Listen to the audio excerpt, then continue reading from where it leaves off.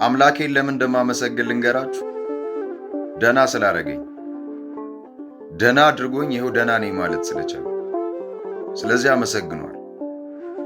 ግራ በተጋባች ዓለም ውስጥ እየኖርን ስንረጋጋ ሲያዩን ሰዎች የኛ ብርታት ወይም የኛ አቅም ይመስላቸዋል፣ ግን አይደለም። ሁሉም የሆነልኝ ከሱ። ዛሬ ለመቆሜ የኔም የሰውም እጅ እንደሌለበት እኔ ብክድ እንኳን እሱ ብቻውን ረድቶኝ ያለፍኳቸው እነዛ ቀናቶች ይመሰክሩብኛል። ስንት ጊዜ ከመጨረሻው አስተንፋሴ ቀድሞ ሕይወት እንደቀጠለልኝ አረሳ። ስንት ጊዜ ሊወግሩኝ ያነሱትን ድንጋይ አስጣለልኝ። ስንት ጊዜ ልብሱ አድፏል ሲሉት በአዲስ ጥምጣም አስቀየረልኝ። አይገርምም?